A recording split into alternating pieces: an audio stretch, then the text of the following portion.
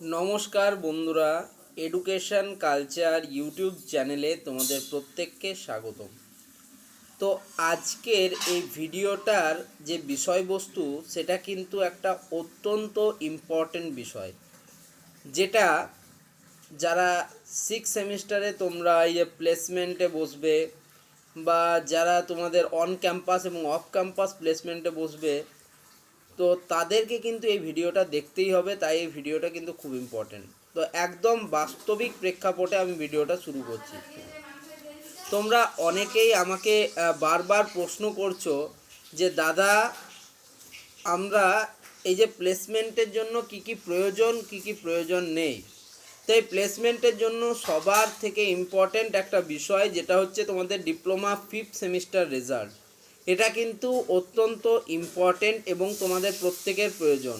তোমরা জানো, তোমরা এই যে কোম্পানি ইন্টারভিউগুলোতে বা প্লেসমেন্টগুলোতে বসবে, তোমরা কিন্তু সিক্স সেমিস্টারেই বসবে। ফলে তোমাদের ফাইনাল সেমিস্টারের মার্কশিট তোমাদের হাতে থাকবে না, তোমাদের কাছে থাকবে ডিপ্লোমা ফিফথ সেমিস্টারের মার্কশিট এবং রেজাল্ট। ওকে, তো সেক্ষেত্রে তাই তোমাদের ফিফথ সেমিস্টারের মার্কশিট এবং রেজাল্টই খুব ইম্পর্টেন্ট। তুমি ধরো কোনো কোম্পানিতে বসতে গেলে, ঠিক আছে, সেখানে তোমাকে বলা হলো তুমি যে সিভিটা তৈরি করবে, তোমার সেই সিভির মধ্যে তোমাদের ডিপ্লোমার first, second, third, fourth, fifth এই সেমিস্টার অবধি তোমাদের কাছে রেজাল্ট থাকবে। এবং যারা রিক্রুটাররা তারা কিন্তু দেখে নেবে তুমি আগের সেমিস্টারগুলোতে কীরকম মার্কস স্কোর করেছো বা তোমার কীরকম রেজাল্ট থেকেছে, কোনো ব্যাকলগ এসছে কি না সেটা কিন্তু তারা ওখান থেকে চেক করে নেবে। এবং তারা বুঝতে পেরে যাবে যে সিক্স সেমিস্টারে এই স্টুডেন্টটির ব্যাকলগ লাগার সম্ভাবনা আছে কি নেই, এবং তার উপর ভিত্তি করে তারা তোমাকে কিন্তু কোম্পানিতে রিক্রুট করবে। এটা কিন্তু তোমরা একদম ইম্পর্ট্যান্ট একটা কথা বলছি, এটা তোমরা জেনে রাখো। তাই তোমাদের যে ফিফথ সেমিস্টারের রেজাল্ট সেটা কিন্তু খুব ইম্পর্টেন্টলি কাজে লাগে তোমাদের প্লেসমেন্টের সময়, যখন তোমরা প্লেসমেন্টে বসবে সেই সময়।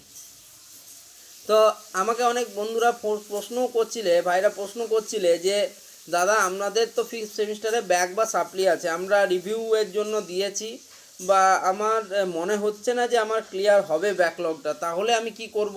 দেখো, তাদের জন্য উপায় আছে। তাদের উপায়টা হচ্ছে ডিপ্লোমার যে সিক্স সেমিস্টারের পরীক্ষা হবে, সেই ডিপ্লোমা সিক্স সেমিস্টারের পরীক্ষা হওয়ার পরেই কিন্তু তোমাদের একটা স্পেশাল সাপ্লিমেন্টারি, বা অনেকে এটাকে সুপার সাপ্লিমেন্টারি বলে থাকে, তো এই স্পেশাল সাপ্লিমেন্টারি কিন্তু পরীক্ষা কন্ডাক্ট করানো হয় West Bengal state council of technical and vocational education and skill ডেভেলপমেন্টের দ্বারা।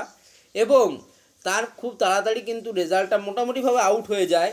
এবং তারপর কিন্তু তোমরা যে কোনো ধরো তোমার যদি এক্সাম ক্লিয়ার হয়ে যায়, তুমি যে কোনো ইন্টারভিউ বসতে পারবে। দেখো, ইন্টারভিউয়ারদের যে তোমাদের কিছু কিছু তাদের বৈশিষ্ট্য থাকে প্রত্যেকটার। কিছু কিছু কোম্পানি ধরো চাইছে যে তোমার থ্রু আউট 60% চাই। ধরো তুমি মাধ্যমিকের পর ডিপ্লোমা করেছো, তাহলে মাধ্যমিকে 60% এবং ডিপ্লোমাতে আমার যে অ্যাক্টিভলি ফিফথ সেমিস্টার অবধি যেটা আছে সেটাতে 60% থাকা চাই।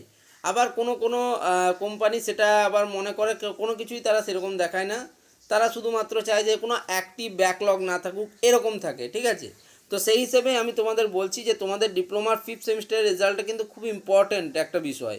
তো এই জিনিসটাকে তোমরা মাথায় রাখবে। ওকে, আর এই যে ফিফথ সেমিস্টারের রেজাল্ট যখনই কলেজ থেকে হার্ড কপি দেওয়া হবে তখনই কিন্তু কালেক্ট করে নিও এবং নিজের কাছে রেখে নিও। যতক্ষণ না হার্ড কপিটা তোমরা পাচ্ছ, তোমাদের যে অনলাইনে যে রেজাল্ট পাবলিশ হয়েছে সেই রেজাল্টেরই কপিটা একটা প্রিন্ট আউট করে নিজের কাছে রেখে দাও। এবং তোমাদের যে সিভি সেখানে কিন্তু ফিফথ সেমিস্টার অবধি অ্যাড করে রাখো, সিভিগুলোকে নিজেদের আপডেট করো।